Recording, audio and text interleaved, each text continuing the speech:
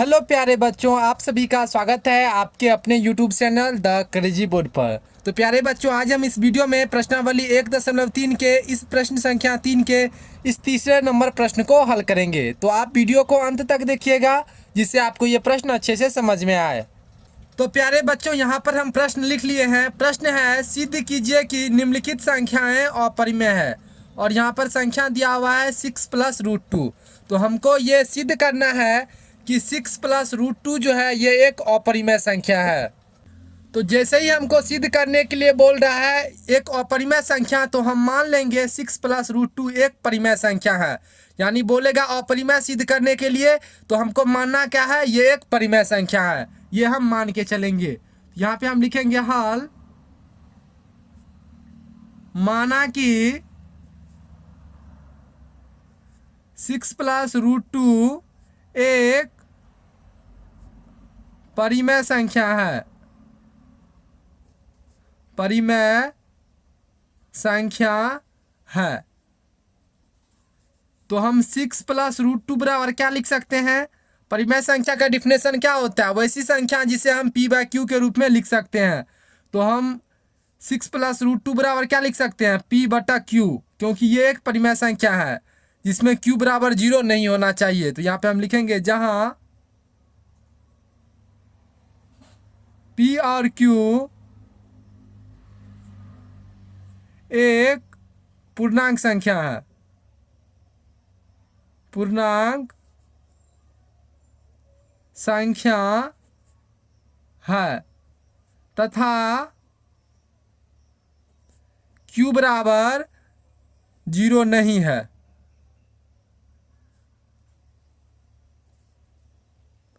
उनके बाद हम क्या करेंगे? तो देखिए प्यारे बच्चों, यहाँ पर 6 + √2 है जिसमें √2 जो है ये एक अपरिमेय संख्या है। तो इसको हम एक साइड रखेंगे, बाद बाकी को एक साइड कर देंगे। तो यहाँ पर हम क्या करेंगे, √2 को इसी साइड रहने देंगे और 6 को आगे भेज देंगे दूसरे साइड।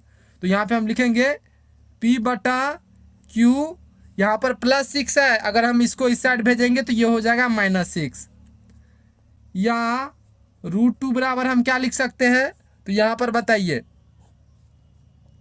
6 के नीचे में अगर कुछ नहीं है तो हम लिख सकते हैं 1 और q का अगर हम एलसीएम निकालेंगे यानी लघुत्तम निकालेंगे तो वो कितना हो जाएगा? q। और q में अगर हम q से भाग देंगे तो ये हो जाएगा 1 और 1 को p से गुना करेंगे तो ये हो जाएगा p। उसी तरह से यहाँ पे क्या हो जाएगा, q में 1 से भाग देंगे तो ये हो जाएगा q और q को फिर 6 से गुना करेंगे तो ये हो जाएगा 6q। तो यहाँ पर देखिए p - 6q/q ये आया। यहाँ पर क्या है? √2। तो यहाँ पे हम लिखेंगे चूंकि p और q एक पूर्णांक संख्या है। एक पूर्णांक संख्या है। यहाँ पर p और q क्या है? एक पूर्णांक संख्या है।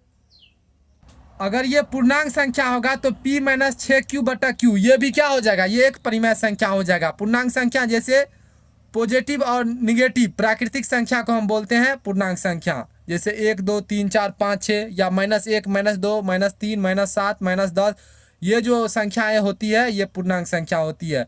यहाँ पर ये हम पूर्णांक संख्या अगर हम इसको लेंगे तो ये क्या हो जाएगा? ये पूरा ये एक परिमेय संख्या हो जाएगा। p - 6q/q ये एक परिमेय संख्या हो जाएगा। तो यहाँ पे हम लिखेंगे, क्योंकि पूर्णांक संख्या क्या होती है? वो भी परिमेय संख्या ही होती है।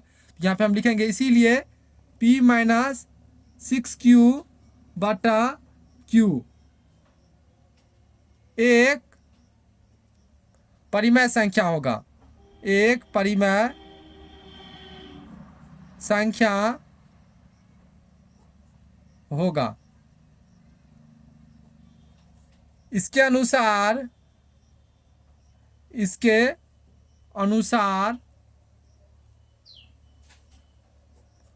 √2 भी एक परिमेय संख्या होनी चाहिए। एक परिमेय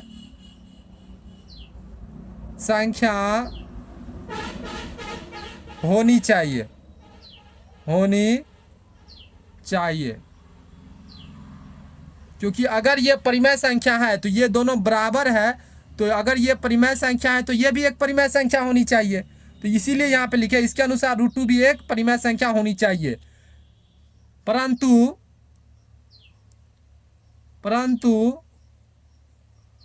हम जानते हैं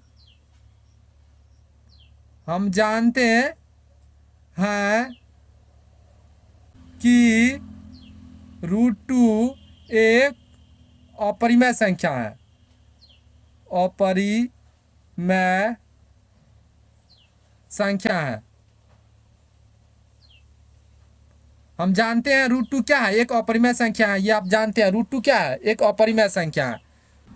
अतः हम ये कह सकते हैं, अतः हमारी कल्पना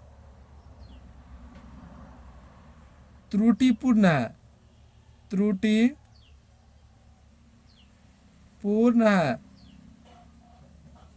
अतः हमारी कल्पना त्रुटिपूर्ण है, इसीलिए 6 + √2 एक अपरिमेय संख्या है। अपरिमेय संख्या है।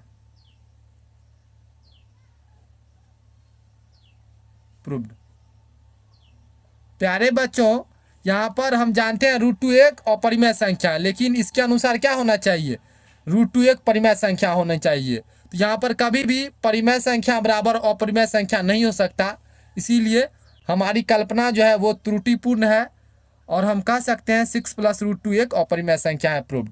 तो हमको उम्मीद है कि आपको ये प्रश्न अच्छे से समझ में आ गया होगा। अगर आपको कोई भी कन्फ्यूजन है तो आप हमको कमेंट सेक्शन में पूछ सकते हैं। तो मिलते हैं अगले वीडियो में, तब तक के लिए आप पढ़ाई करते रहिए। थैंक यू प्यारे बच्चों, जय हिंद।